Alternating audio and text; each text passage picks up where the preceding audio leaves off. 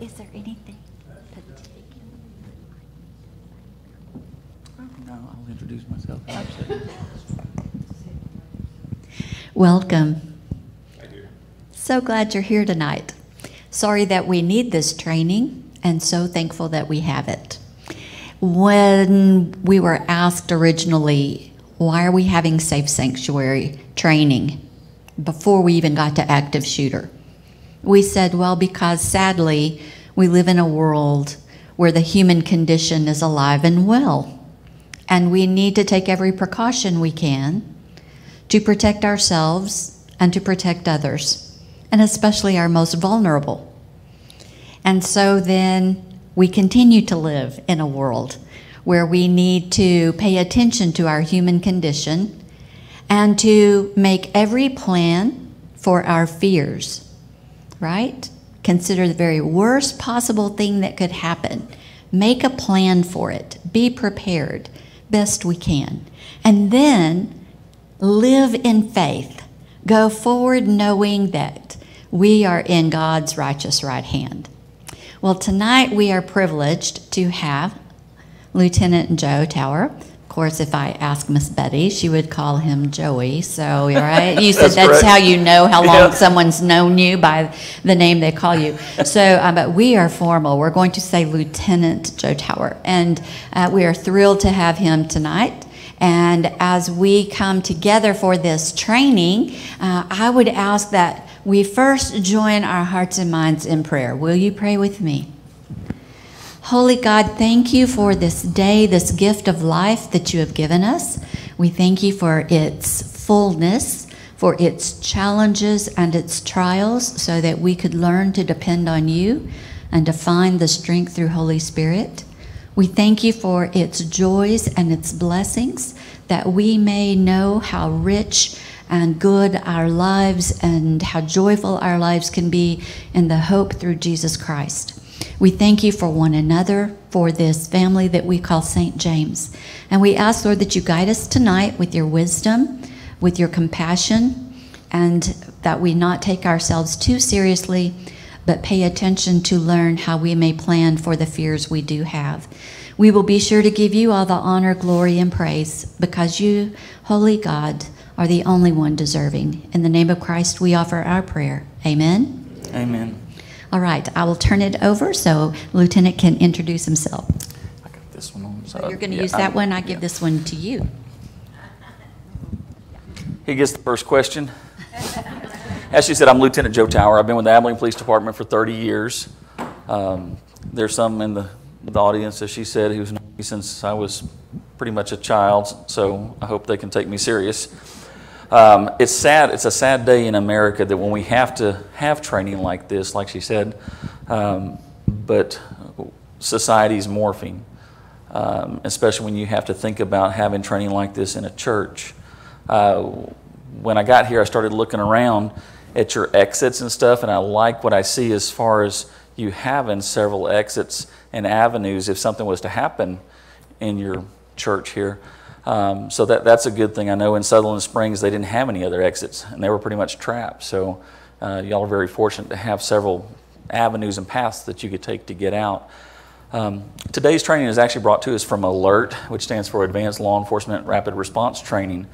Back after 1999, when Columbine occurred, there were some officers with this Hays County Sheriff's Department, San Marcos Police Department, and Texas State University that got together, and they thought, how would we respond to Columbine if that happened here?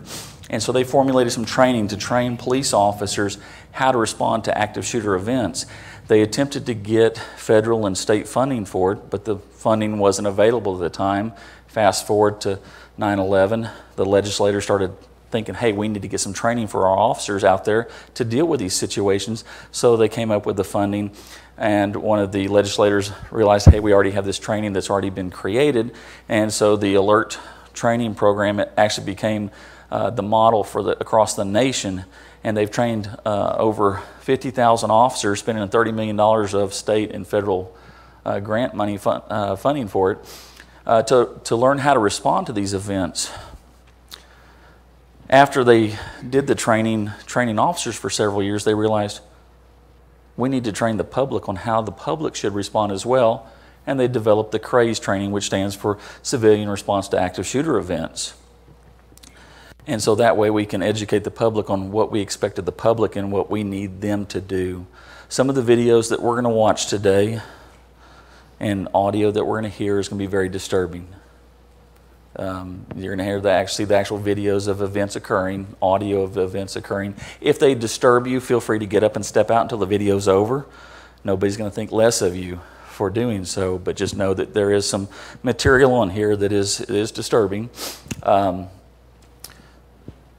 The first event is going to be the audio from Columbine. We're going to listen to that and see what we can take away from that event.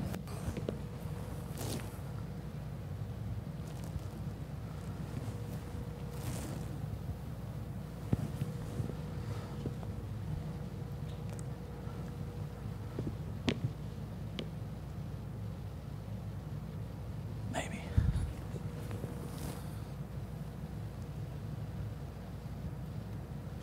There it goes.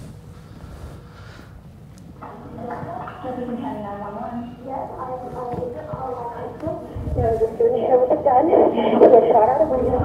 I was at Columbine High School. I don't know what's in my shoulder. And there was no last week to it. Is anybody get injured? Okay. I was pulling from the tent, and I was in my yard. I thought, stop.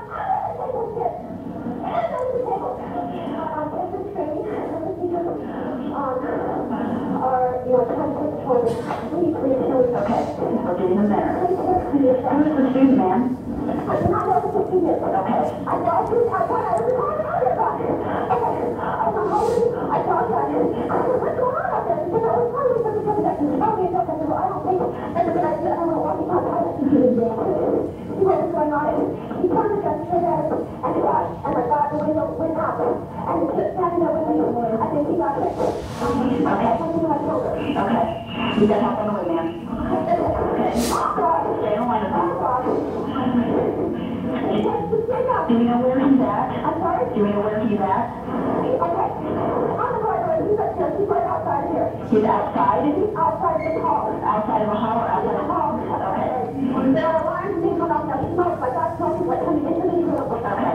I got to get on the table here. I don't know what's happening in the rest of the building. Don't think that's smoking. Don't go. I'm sure someone has to call 911. Yeah, we've got a lot of people on.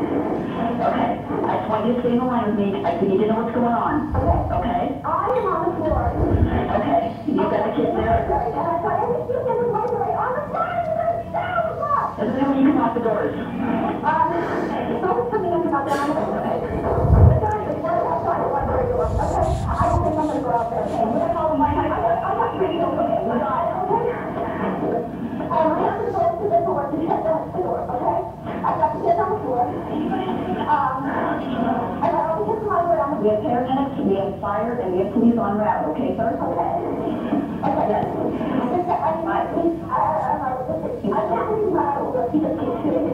Okay, yeah, we got to on the scene. Okay, just try and keep the kids in the library calm. Is there any way you can block the door so no one can get in? I do not. Okay. I guess I can try to go, but I can go outside that door. I'm not ready to go to the door. That's okay. That's what you do. I'm not ready to go there. Okay. That's okay. Okay. I'm holding the shield. I'm holding the shield. I will be children on the floor in the table.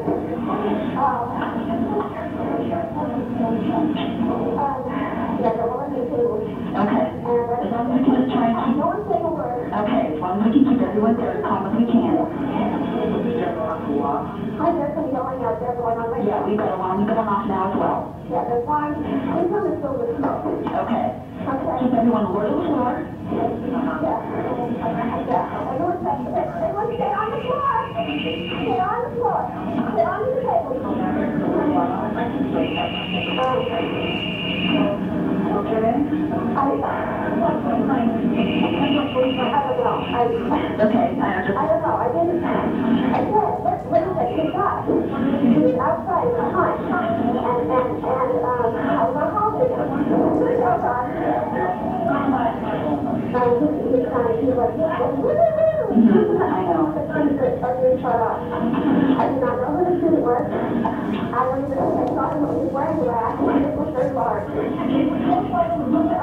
Male student. He was out there. He looked like he was pointing out shooting and coming to us. What is that? I said, it's not like it's a helicopter. It's totally different from that shit.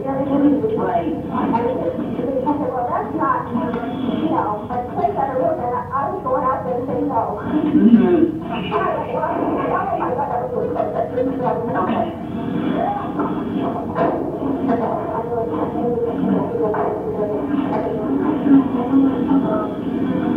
What's your name, ma'am? Patty?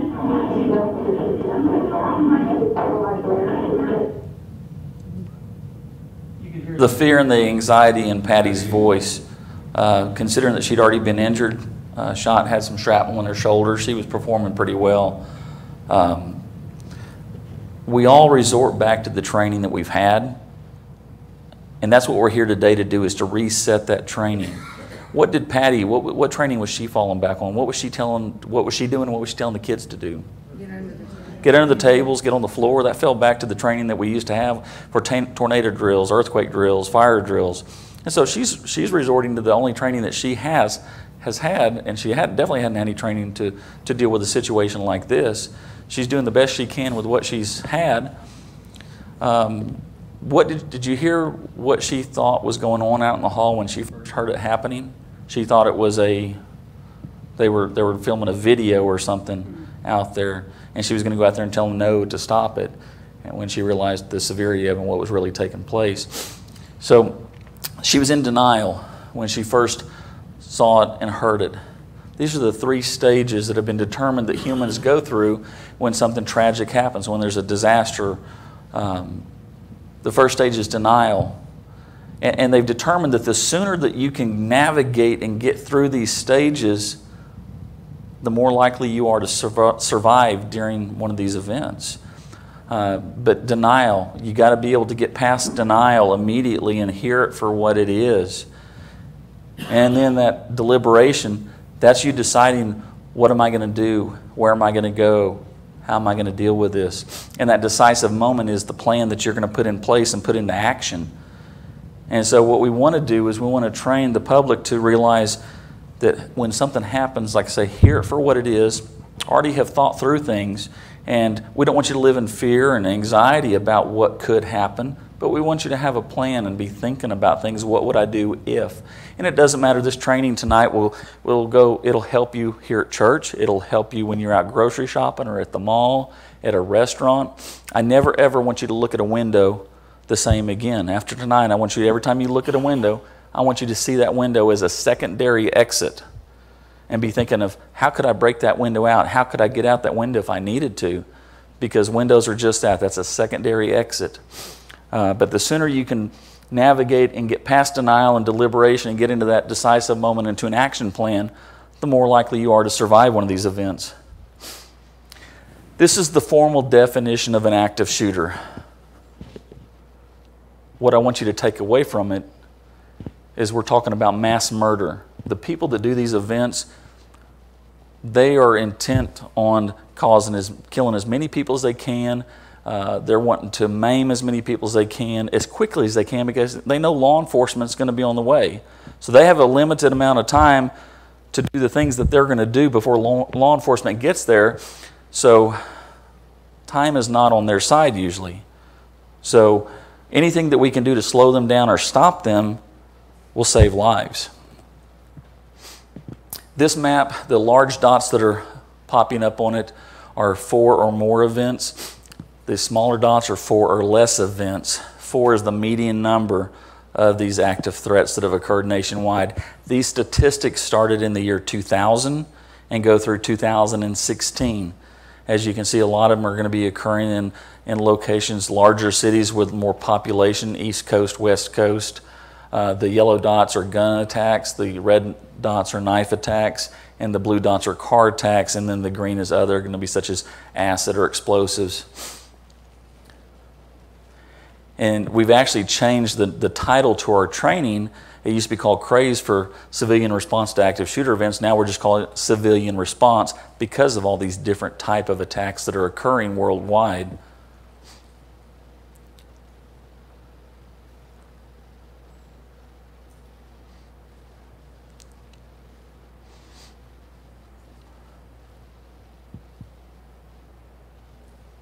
Two 242 events since the year 2000.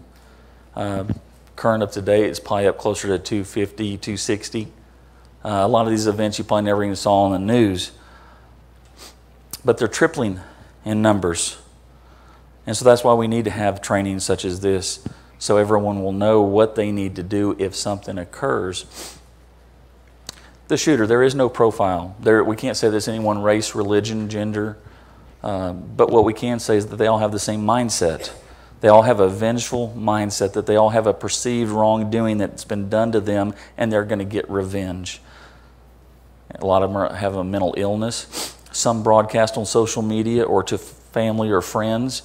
If you hear of somebody who's making threats or making comments that they're mad at somebody or a group of people because of a perceived wrong done to them, don't hesitate to call the police department and report to us. Let us look into it. I would much rather respond to 100 of those to investigate and it be nothing than to not get one call and it turn out to be something and then something horrific happen. So don't hesitate to call us if you get information. And it doesn't matter if it's a coworker, a family member, a friend. If somebody's making comments like that make that sixth sense go off with you and make you suspicious, don't hesitate to call us. Most people think that the number one place of attack is schools because that's the one that gets the most media attention because it shocks the conscience. The number one place of attack is places of commerce, businesses, stores. The second most numerous place of attack is schools, places of education. And third is going to be your outdoor venues. And then fourth is going to be churches. I actually Googled before I came this evening just to see, well, how many church attacks have we had in Texas? And I think there's only 3, and this goes all the way back to 1963, and the first event on there for active shootings in Texas was the assassination of John F. Kennedy. But church shootings, there was a total of 3, one in 1980, one in 99, and one in 2017, which was the Sutherland Springs. I was surprised that it was that few, but I'm glad. That's good news.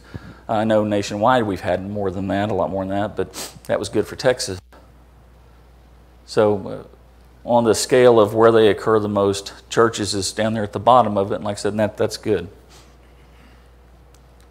This, to me, is a startling slide right here. To think that almost half of the time, there's no connection to the venue. There's no connection with the person who does these events, these shootings or attacks, to the location he chooses. He's just choosing them at random. But 55% of the time there is a connection, but 45% of the time there's zero connection to it. He's just choosing it at random. The average law enforcement response time is down to 3 minutes. I don't know how we can get any quicker than that. Depending on where the event occurs, whether or not it's inside a city, it's going to have a quick response time. If it's out in the county, out in the country, it's going to have a longer response time because it's all going to depend on how close you are to law enforcement resources. But what I want to get across to y'all tonight is that 3 minutes, you own it. You have to do what you can do to either get out, get away from the threat, keep the threat away from you, or defend yourself for those 3 minutes or however long it takes for law enforcement to get there. You own that. And to survive these events, that's what it's going to take. And you got to get yourself in that mindset. I have to survive until law enforcement gets here. Because that 3 minutes, that's 3 minutes from the time that we get the call to the time law enforcement's actually engaging the suspect. So just know that. And that's what I want to get across is those 3 minutes. And 3 minutes can seem like an eternity when you're fighting for your life. So what can you do in those 3 minutes? I'm going to turn this down a little bit because I know what's coming.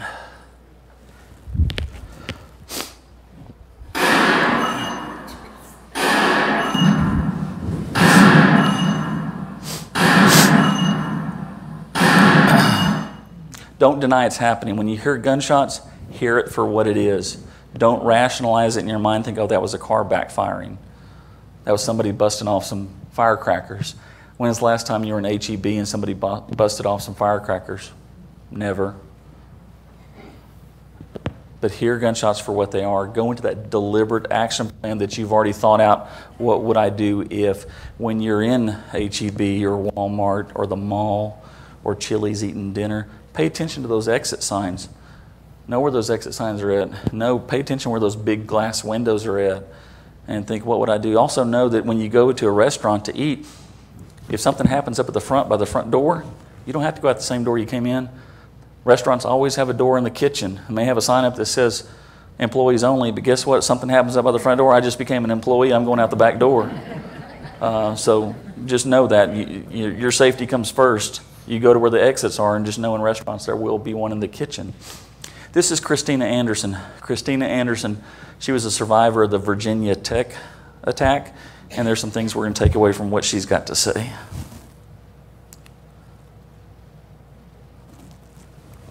So this is pretty important. This day, I ended up sitting in exactly the same seat I always did, in the back right-hand corner on the right side of the class. What we don't know is at this time, someone is downstairs, and he's chaining all 3 doors shut. There's supposed to be desks there. Oh, you guys can see. We heard the first gunshots outside in the hallway, and my teacher, she opened the door. She immediately slammed it, and she said, call 911. And the second that door closed, he walks in. He walks in shooting.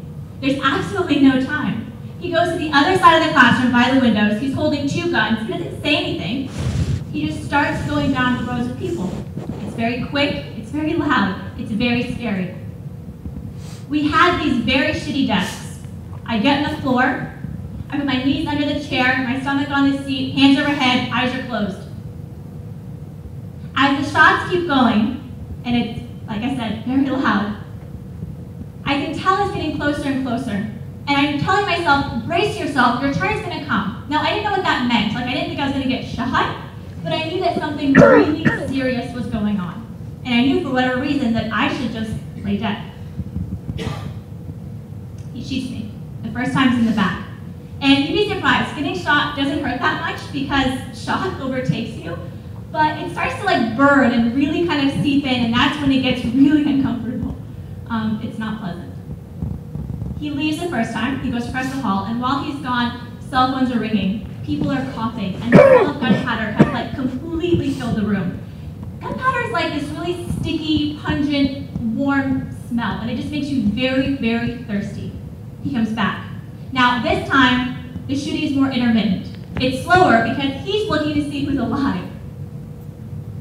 I remember telling myself to stop breathing because I can feel my stomach hitting that chair, and I'm saying, stop, like, he can see that you're alive. The third and final time, he killed himself in front of our classroom. When the police broke in, the first thing the guy said was, we have a lot of blacks in here. I didn't know what that meant, but when police sweep a crime scene, they have 30 seconds. If you're red, you're critically injured. If you're yellow, you'll live. Black means you're dead. In 9 minutes, he killed 11 of my classmates and my teacher. 32 people lost their lives that day. So Christina Anderson's plan to deal with that situation was to play dead. Just know that worldwide, when we review these videos of these events when they occur, that appears to be a strong human nature way to deal with it, because even when we watch these events that occur even in Europe and something happens and the gunman comes in and starts shooting, people just throw themselves down on the floor and play dead. And it's just know that that's not a defense plan. That's not a survival plan. If you use that as your plan, you're very well probably going to end up being a victim and a statistic because you're just making yourself an easy target for them.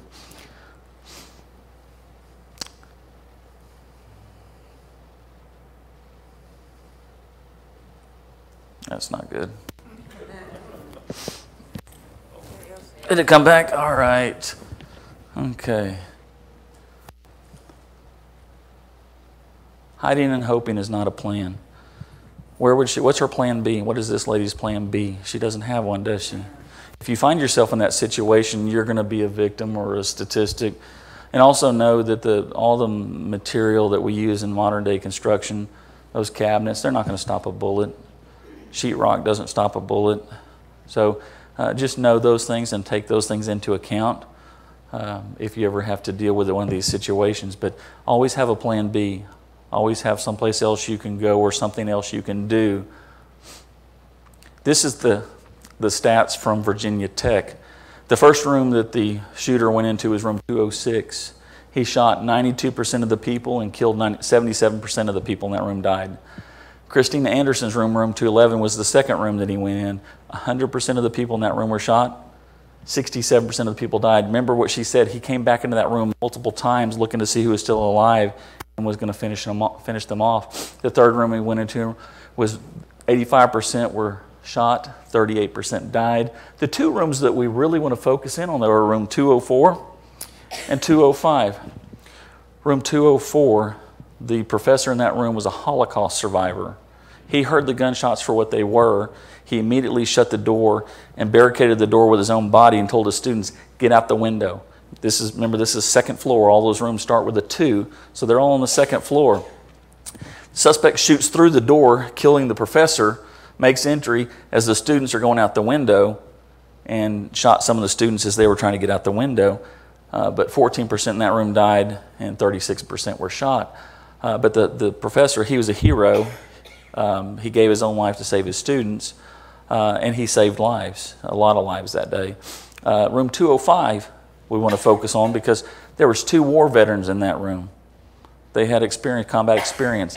They laid down on the floor, shut the door, put their feet up against the door, and then they told the other students, lay down and put your feet up against our shoulders. And they made a human chain all the way across the room to the wall on the other side of the room. Suspect couldn't get the door open. Do you need a bottle of water or anything? I think there was some around the corner. You good? Oh, okay. But they made that human chain and he couldn't get that door open. He fired and shot through the door. The bullets went right over the top of him. Nobody got shot. Nobody got injured. So they went into an immediate action plan. They heard it for what it was, and it saved lives. And that's what we want to take away from this, is you got to have that immediate action plan and hear things for what they are. It will save lives. So what can you do during those 3 minutes while you're waiting for law enforcement to get there? We advocate the ADD plan: avoid, deny, defend. Avoid. Get out of there as soon as you can. Know where your exits are at. No matter where you're at, always know where those exits are at. If you hear something, you hear people screaming, there's a reason why they say curiosity killed the cat. Don't be the cat. Don't go look to see why people are screaming. Get out of there. Distance is your friend. Get away from it. Get distance between you and whatever's happening. If you hear gunshots going off, get away from them. Get as far away from them as you can. Get out. As soon as you can safely do so, call 911. But know where those exits are at. And like I said, don't forget about those secondary exits, the windows. Don't hesitate to go out a window if you have to. I would rather end up with a broken ankle or a sprained ankle going out a second-story window than I would a bullet to the head or chest. So don't forget about that and hesitate to go out a window if you have to. Deny the suspect entry into the area where you're at. Lock the doors, barricade the doors, turn out the lights, stay out of sight, make it look like nobody's in there if you can. Remember, time's not on his side. His intent is to kill and maim as many people as he possibly can, as quickly as he can.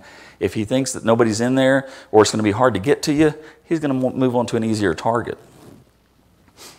Deny him, barricade it. Inward doors open, work best. Put as much heavy stuff up against it as you can. Little rubber door stops, they probably cost 50 cents. They work just as well keeping doors closed as they do open. So those are cheap insurance, they're a cheap defense plan. If you have inward opening doors, get some of those little rubber door stops and keep those on hand. Outward opening doors, use extension cords, straps, belts, purse straps, whatever you can use to put tension on that door and keep him from being able to open that door. It's going to slow him down. He's going to want to go on to an easier target.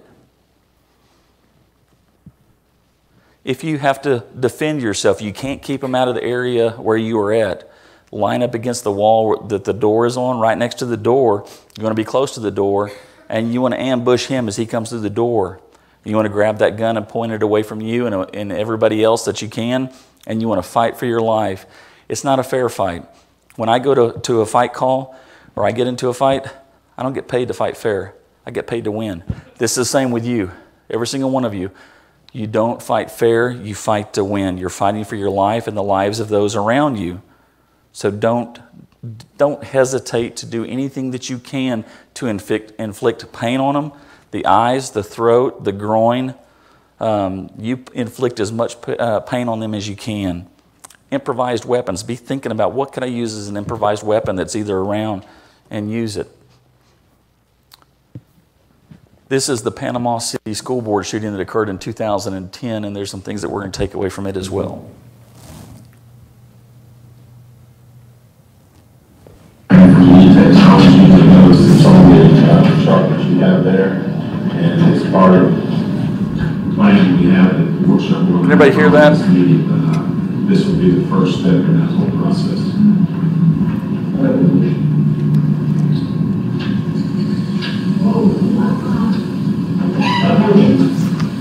Everybody in this room,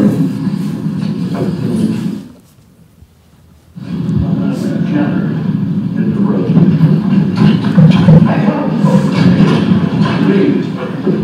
Certainly,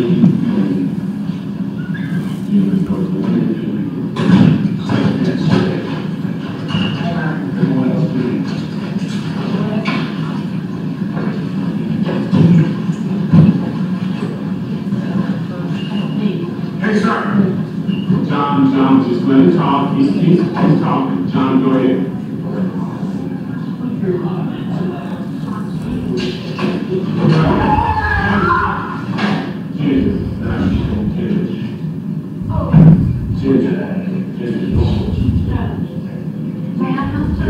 Yes.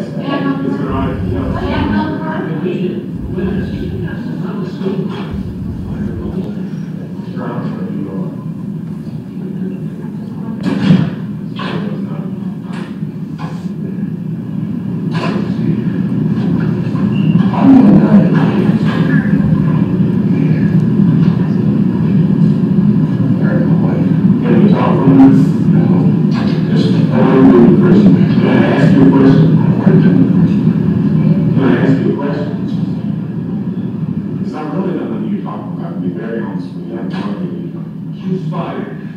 I believe that when she said that, but what did she do? Go ahead. Maya. Can you just talk to us a little bit? Where did she work at school? He needs some help, but no, he's saying, Hey, how you doing? Oh, I guess you're going to come on in.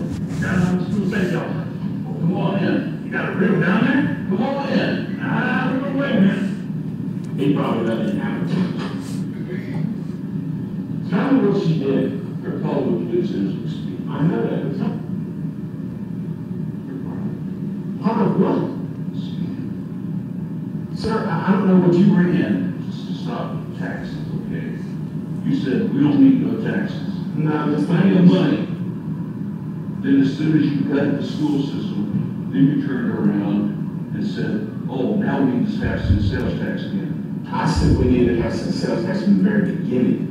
I campaigned on that. Oh, yes, I did.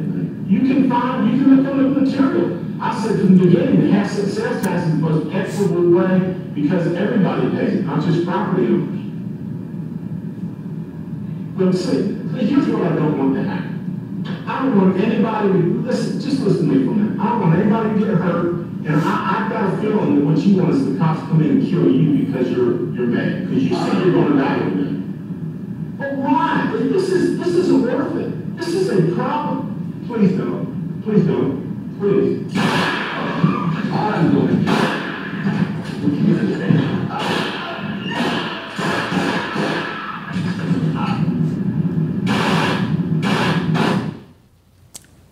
By the grace of God, the only person who died that day was the gunman. His wife claimed that he was a good shot. He went to the range and practiced. I think what you witnessed right there was a modern-day miracle, in my opinion, because for him to be at that close of a range and miss everybody that he shot at, I have no other explanation for it. But some things that we want to take away from this. You couldn't see it on the screen, but when he first came in, you could hear the spray paint. He's spray painting on the wall a big red circle with a big red V in it. Y'all know what that stood for? V for vendetta. He had a vendetta. His wife was fired, and he's going to come in there and he's going to get revenge. He's going to kill the school board because he blames them for his wife being fired. Don't argue with stupid. Don't argue with a madman. You saw that school board president, he's trying to take charge and try and be controlling even over the gunman and try and question him and stuff. Ginger, the lady that tried to knock the gun out of his hand with her purse, I love Ginger. She had the heart of a lion, but she had the capability of a chihuahua. But what should have happened when she did that? They should have helped her and either jumped on his back, or they should have exited stage right and got out of there. He should have turned around to an empty room. Same thing when he started spray painting. Everybody should have seen that and thought, that's like an Oak Express commercial. That ain't natural. And they should have got up and they should have got out of there as soon as they saw something going on that's not natural. And thought, there's nothing good that's fixing to follow that. I can't imagine anything good that would follow that. Somebody comes and starts spray painting on the wall right in front of you. Get up and get out. As soon as you see something that's not right, listen to that sixth sense. They sat there and they watched him, and you could hear them all gasping in awe that he's doing that. And then when he pulls out the gun, they still froze, and some of them you saw trying to take cover and get down and stuff. But then whenever he told them, everybody except for the ones behind the counter, get out, they start gathering their purses and their bags and their stuff. Travel fast, travel light. You can get a new purse, you can get a new book, you can get a new computer. You can't get a new you. Travel fast, travel light. Leave everything behind. There's evidence that on 9/11, after the towers were hit by the planes, that people were logging out of their computers, gathering their belongings and leaving like it was a normal day. No. Travel fast, travel light. Get out. Save your life. Save the lives of others. But like I say, don't argue with somebody who's crazy. Don't negotiate with crazy. The school safety officer, you heard him when he's talking to the school safety officer, and he says he probably doesn't even have a gun. Even the school safety officer was in denial. Is that a real gun you got there? And it turns out the school safety officer didn't have a gun on him at first. He had to go back out to his car because he wasn't a police officer. He was a civilian. But he went back out to his car and got his gun, and he came back in, and he's the one that started engaging the suspect. When he started shooting at the school board, he shot the suspect in the back a couple of times, and you see the suspect kind of bending down because of it. But what you do truly does matter. If you do nothing, nothing good's going to come of it. If you fail to plan, you're planning to fail. So be aware of what's going on around you. Pay attention to your surroundings, even when you're shopping. I've had women, when I've approached them in the grocery store, because I'll watch them and they'll leave their purse in the basket and they'll walk over here and and I'll just stand there and watch their purse for them, and then they come back and I'll show them my badge and I'll say, ma'am, we have purses that get stolen like this. And I've had them get mad at me I was watching it. Okay. Pay attention to what's going on around you. If you see something suspicious, don't hesitate to call it in. Because I would much rather, like I say, come out and look into something that's suspicious and it be nothing than not get the call and it be something. So be prepared and have a plan. Be thinking of what would I do if.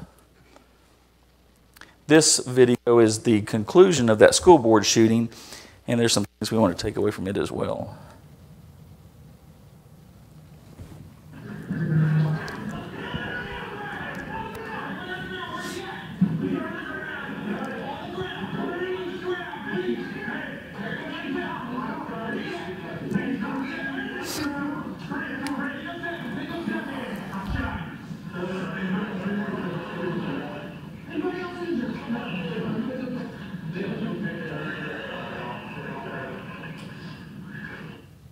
Something we want you to take away from that is take a look at the attire that all these officers are wearing that have made entry. You got some of them in uniform, you got some of them in plainclothes shirt and tie, you got someone wearing a vest that says police. You're going to have officers showing up just like that if something happens. You're going to have officers showing up from every division of the police department. Several years ago, we had a call come out of a man with a gun up at Jane Long Elementary. And we all went screaming up there, and within a matter of minutes, we had over 30 officers on scene. Same thing, you're going to have officers that are detectives wearing the civilian attire. You're going to have the officers wearing uniforms. You're going to have some that look like they're homeless because they're working undercover narcotics. So just know that you're going to have officers coming from all different walks of life and dressed in all different attire. But the main thing is that you follow their commands. Show them the palms of your hands. Don't have anything in your hands that could look like a weapon. Because when we come in, we're amped up. We got a lot of adrenaline flowing, and we're looking for the guy with a gun. You don't want to be the guy with the gun. So follow the commands. Show the palms of your hands. Don't move unless you're told to do so. Our priority of work. When we arrive on scene, our first priority of work is to stop the killing. We're going to have to step over the wounded and the dying and the dead to get to the person who's doing all this. And that's going to be tough, but we have to do that to stop it. And whether or not we have to neutralize him or take him into custody, that ball's in his court. But we have to do that before we can stop the dying. But once we get the suspect either neutralized or in custody, and we stop the killing, then we can focus on stopping the dying. All officers nowadays are carrying first aid equipment, multiple tourniquets. Probably one of the only good things to come out of Afghanistan and Iraq is a lot of the combat medic stuff that they learn there, and they learn that using the tourniquets, you're not going to lose the limb. And so now they're applying that to law enforcement all across the nation, and officers are carrying multiple tourniquets. I think I carry 5 or 6 tourniquets in my go bag. And so just know that the first priority if something happens is going to be stop the killing. Second is going to be stop the dying. And then after that, then we're going to evacuate those that are injured to a higher level of care to the hospitals and get the medics and the paramedics and the fire department in there and get the ones that are not injured out. The church needs to have a plan. If something like this was to happen, there's going to be a lot of mental trauma. There's going to be a lot of PTSD. Our advice is that everybody or anybody that's involved in one of these situations gets at least one professional counseling session. A lot of people are need a lot more than that. So need to have a plan, have it in place. Know who are you going to reach out to. I would do that in advance, whether or not you're going to reach out to Hendricks or to ACU or to whoever that provides counseling services for traumatic events. I would know that in advance and have a plan who you're going to reach out to. Don't wait until something happens to know who would I reach out to, but have that in place. This last video that we're going to watch is going to bring it all together.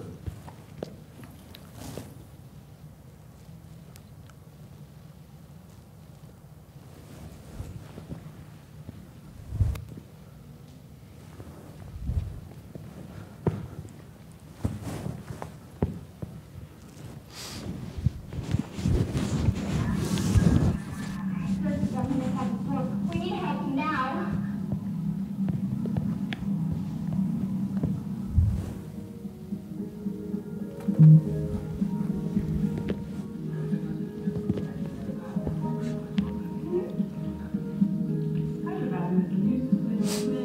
What's going to be the solution by the time we are? Thank you. Appreciate it. Actually, think he's got no. Look at the truck on the regard of the issue.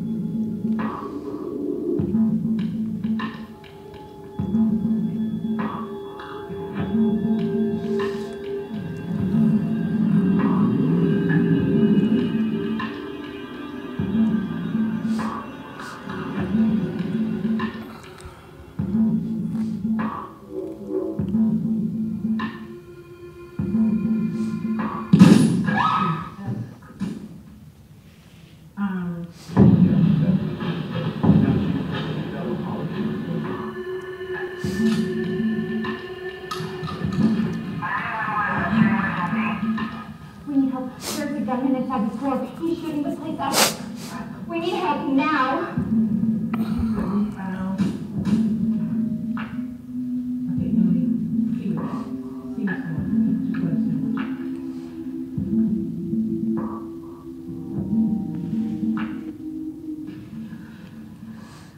There's a man with a gun.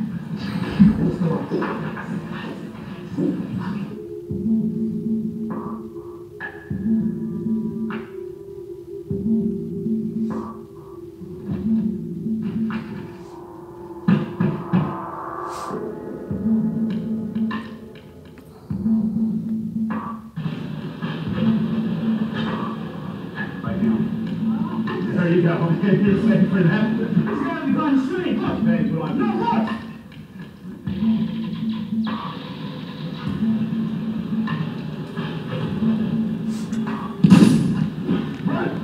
Run! To the right, to the loading dock. Come on, this way.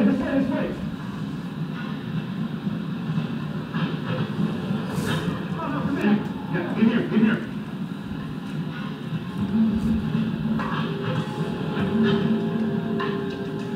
The gunman's coming. What are we going to do? We're going to have to defend ourselves. I can't do this. You're going to see your daughter tonight, okay? We are all going to go home tonight. All right? We have a right to defend ourselves.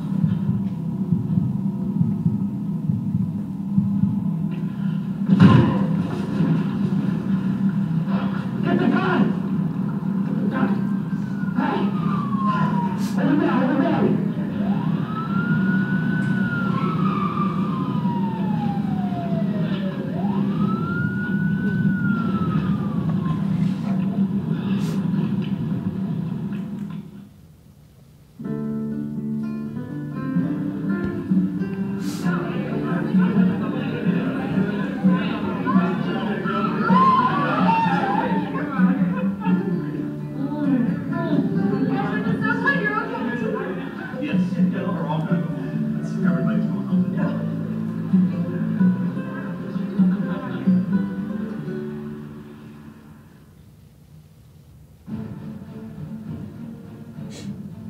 If you ever have the misfortune to be in an active shooter event, you deserve to survive. In our research, we have found that the actions that potential victims take during these events are critical to their survival. We have identified 3 options that have proven effective in many events. These are: avoid the attacker,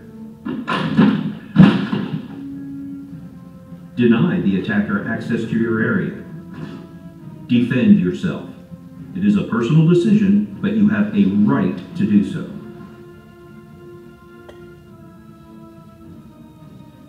Avoiding the attacker starts with being aware of your surroundings at all times and knowing what is going on around you. If you see or hear something that looks suspicious, take action. For example, the stalker took immediate and effective action to protect himself when he observed the shooter pulling out weapons from the bag. Others, however, hesitated, and this hesitation can cost them valuable time that they could have used to get away from the threat. If you hear something that is, or could be, gunfire, start trying to get away from it as soon as possible.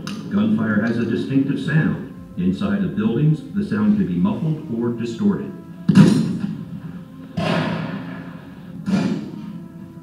A single loud bang could be a person dropping something, or even thunder. But repeated loud bangs are much more likely to be gunfire.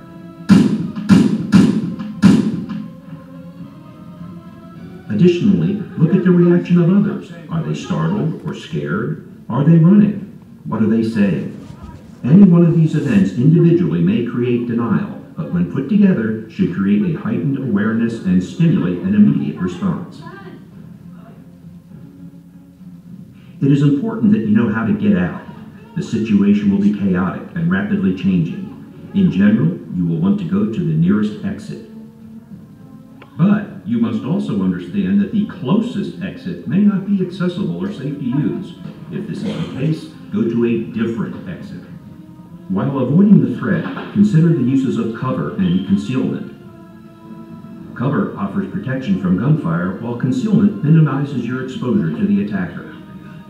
Try to keep objects between you and the attacker.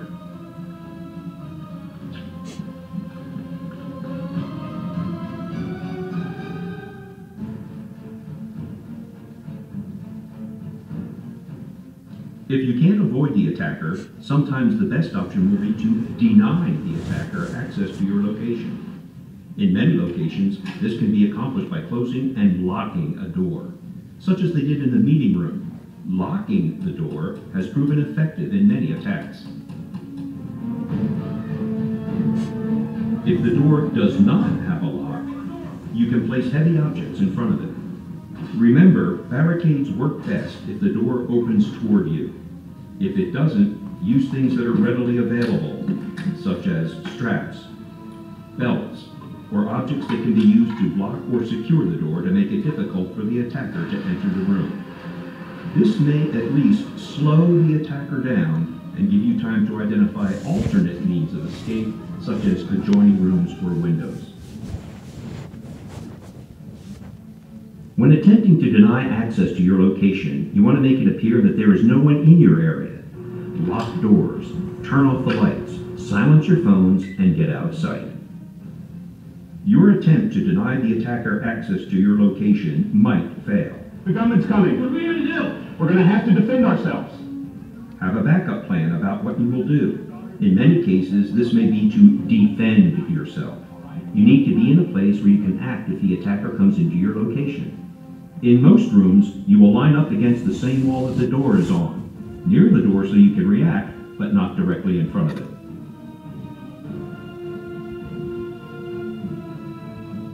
If you are unable to avoid or deny, your best option may be to defend yourself by using whatever is available. In a situation where someone is attempting to kill you, you have the legal right to defend yourself. Attack weak spots such as eyes, throat, and groin. Fight to the best of your ability and do not quit until the attacker is stopped. This is what the workers in the warehouse did when they were unable to avoid the attacker and felt their lives were in immediate danger.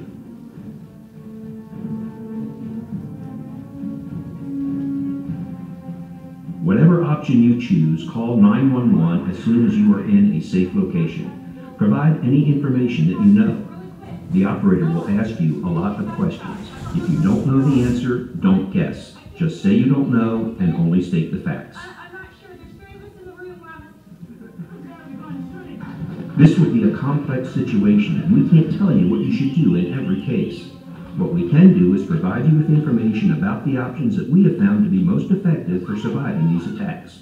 The ultimate choice is yours. What you do matters. Avoid the attacker. Deny access to your location. Defend yourself. Law enforcement will be entering a chaotic scene with limited information. Their first priority will be to stop the threat to your safety. The police may not know where or who the threat is. Listen and comply with their commands immediately. Put it down, sir. Put it down. Both of you on the ground. Police are trained to look at people's hands to assess threats. Do not have anything in your hands that could be perceived as a weapon, such as a cell phone. Show me your hands, sir. Show me your hands. Move to us. Everybody, keep your hands up, please. Walk out the door. If told to do so, stay where you are and do not make sudden movements. Again, follow all commands.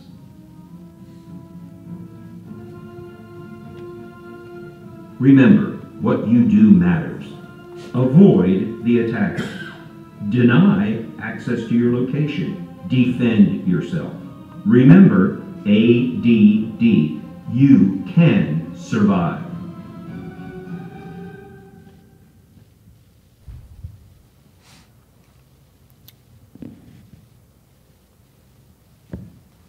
I apologize, the audio and the video apparently got out of sync.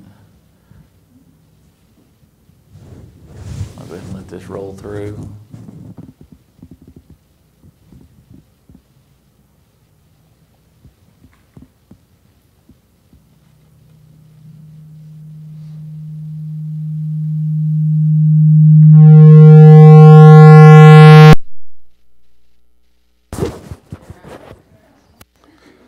Let's see. This avoiddeniedefend.org. If you want to go to that website and you want to share that website with any friends, family members, other church members, they can watch that last video and it will be in sync.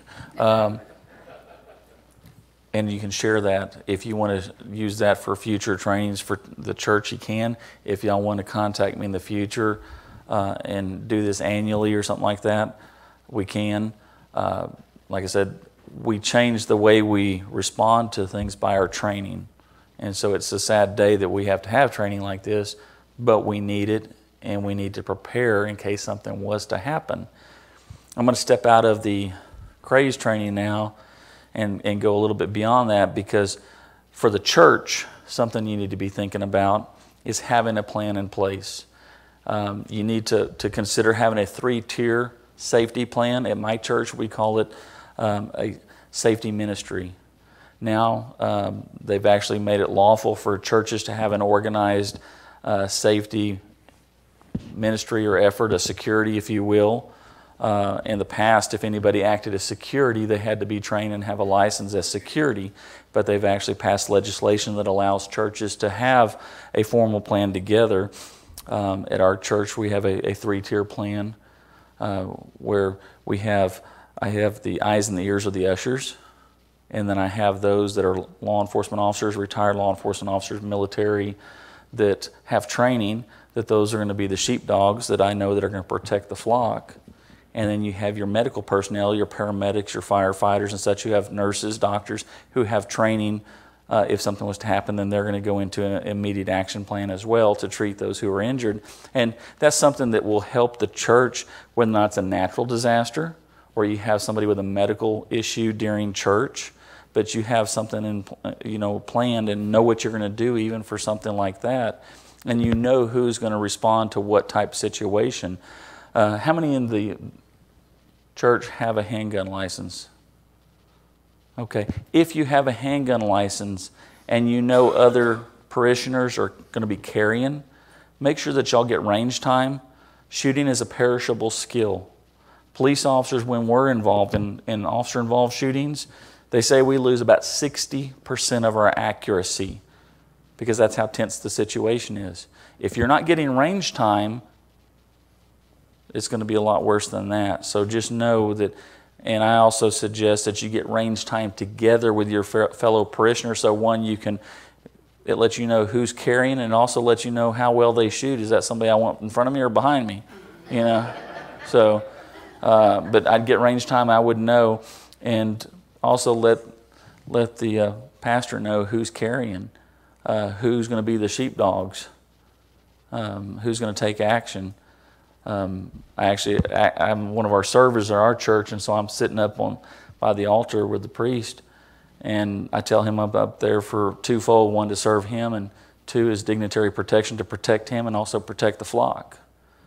But just have a plan in place, and my advice is to have 3-tier and have some type of probably quarterly, if not biannual training at least, or get together to where everybody knows who's a part of each ministry, if you want to call it that. But have a plan. Know what you're going to do and how you're going to respond to it if something was to happen. Questions? I know y'all got to have questions. One of the questions we have is about locking the doors. We have these doors locked as soon as Sunday school is over, prior to people coming into the sanctuary. But the back doors, we call them our back doors, that face Barrow Street are left unlocked. What is your guide to that? My guide on that would be I would contact the fire marshal, have him come out. I'd have him inspect and look at the church and take his advice on what he says.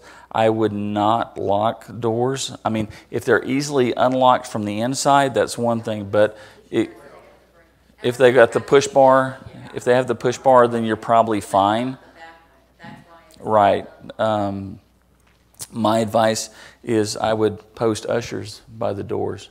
What I advise at our church is that ushers rotate throughout the church service periodically. They go and don't do it every 10 minutes or don't do it to where it's systematic and somebody can time you on it, but have the ushers go out, walk around the perimeter of the church, the outside, look for suspicious activity, look for somebody if they're out there breaking into cars, but have ushers that are keeping an eye on what's going on outside as much as inside. And then that way, if they see something coming, then they can warn everybody.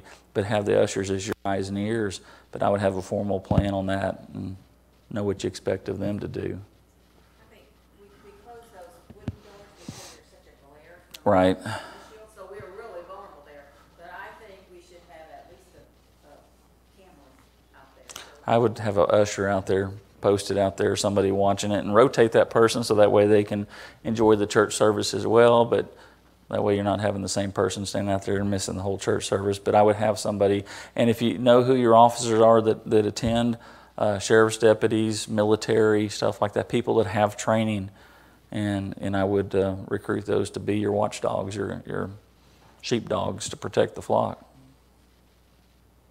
Any other questions? If you were in a situation like that, how would you know that the person's not a uniform?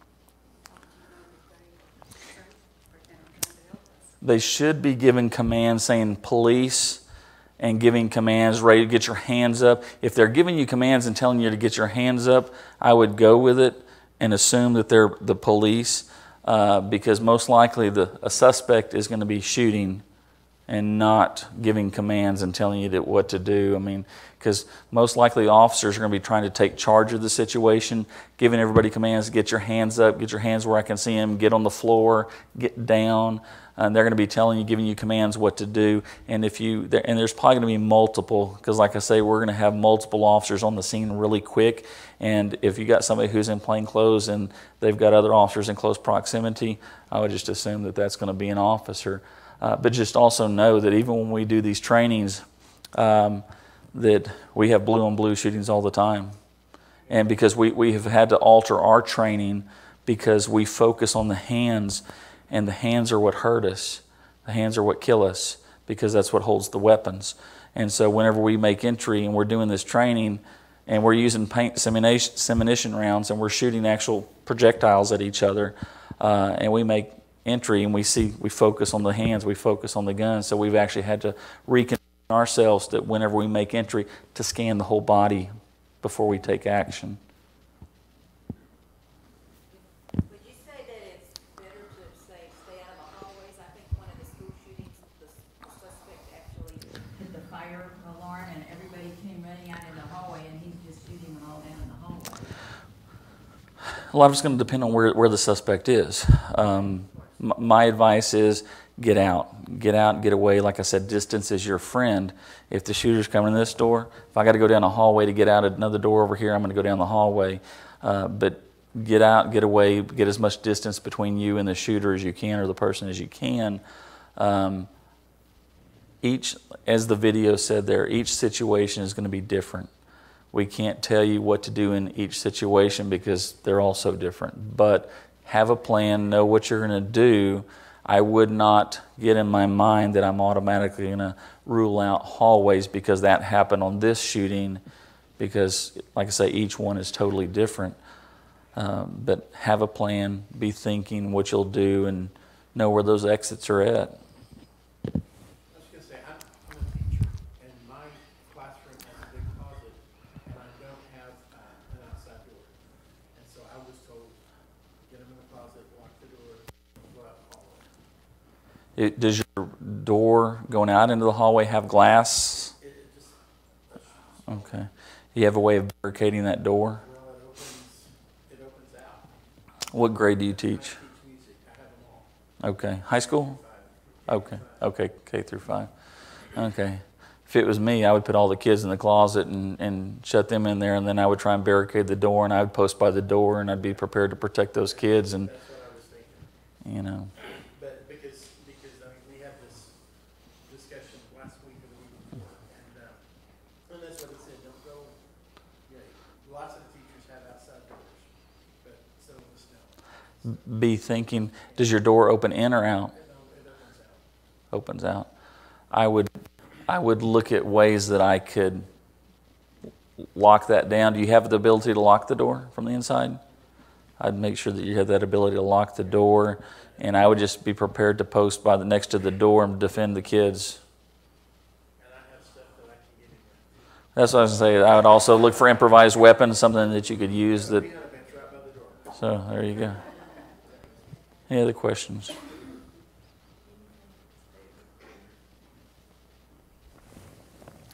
has one. We have some kids, they go to the nursery. Mm-hmm. They probably, how many people back there do you get from 2 years old? We got more than that. Four. At least 4, One nursery, 4 to 6 adults in the back. Okay. They're back there, Right. so. We're running from here, we're running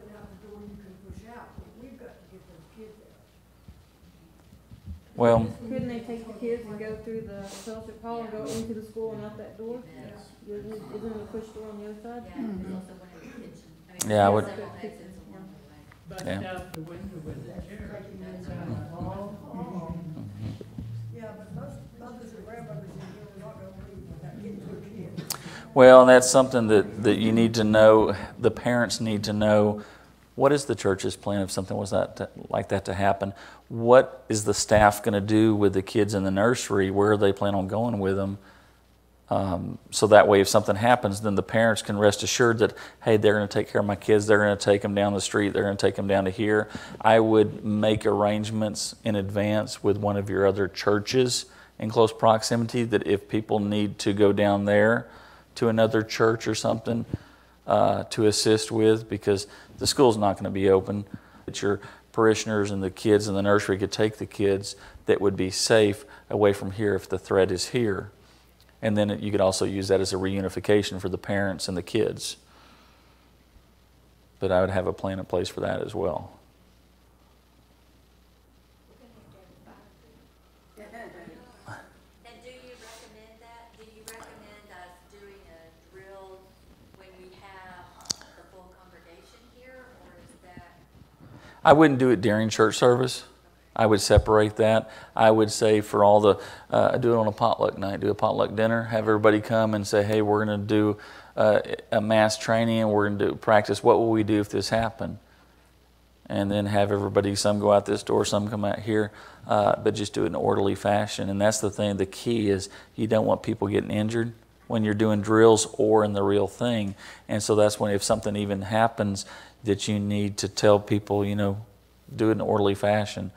There was a fire in a nightclub up in New York years ago, and they were trampling each other, and they ended up clogging the doorway, climbing over each other trying to get out, and they ended up clogging the doorway with bodies, and a lot of people died because they couldn't get out, or they thought they couldn't get out, but there were multiple other exits that they didn't know existed, because they were trying to all go out the front door that they came in.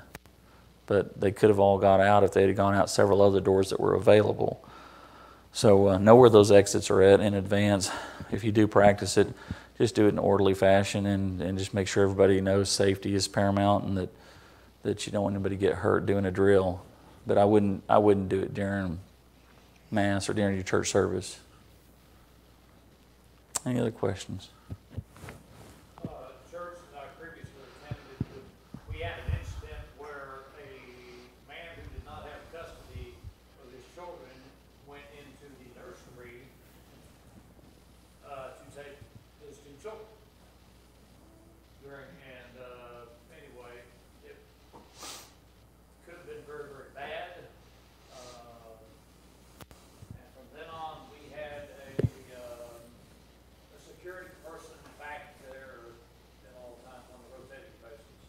I would make sure that you have a plan in place for the nursery and how you're going to make sure that the child is being released to the right person, and know if they have a list of who can take the child.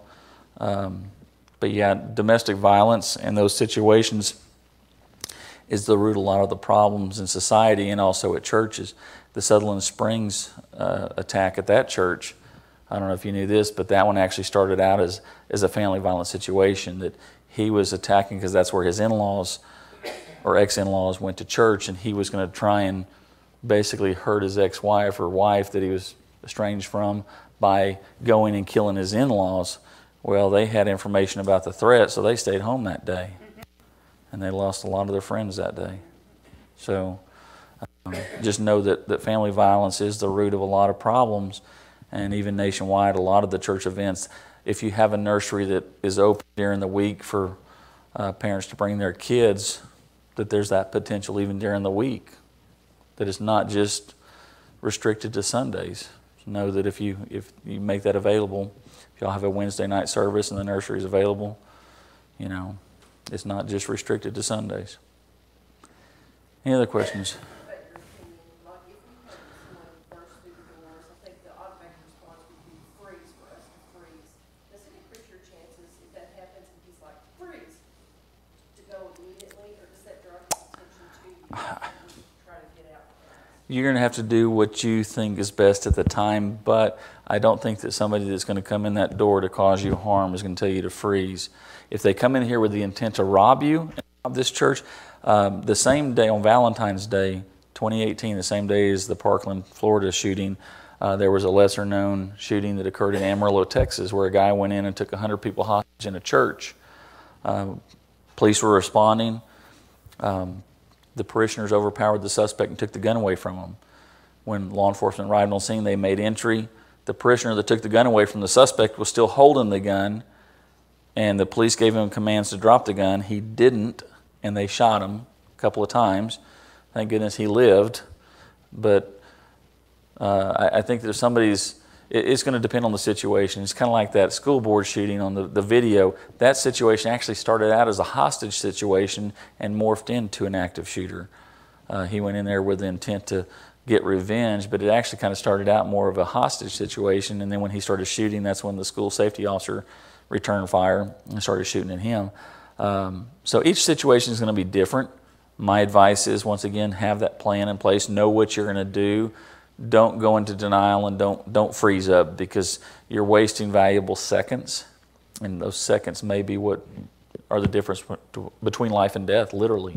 We sit on back row, so I'm always aware, if somebody came in, what would I do? I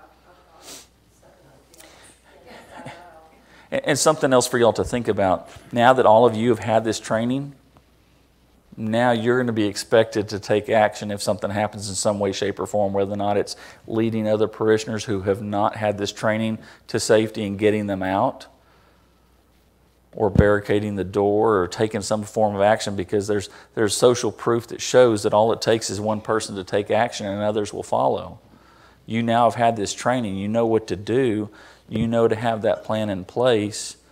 So now you're going to be expected to be that informal leader and expected to step up to the plate if necessary. So, and like I said, we got to change the way we think. We got to retrain ourselves, because we're used to fire drills. We're used to tornado drills. We got to start thinking about this crazy stuff now, because we have to morph with society, and society's morphing, and it's not for the better. So we got to be prepared. And we've already actually been seeing in the media where some of these attacks have been thwarted here recently, and there's been people with handgun license who have addressed the threat and stopped the threat. And the media doesn't, you don't see it on the news. That doesn't make national news, especially not for multiple days in a row like it does whenever you have a school shooting or something like that. But if we would start putting more media attention on all the ones that are thwarted and the suspects that were dropped by the good guys, then maybe it'd make these people think twice about doing something. But think about those improvised weapons when you're either at your place of work or here at church or wherever. What could I use as a weapon? There you go. Any other questions? Well, thank y'all for having me, and I appreciate y'all being here. Thank you.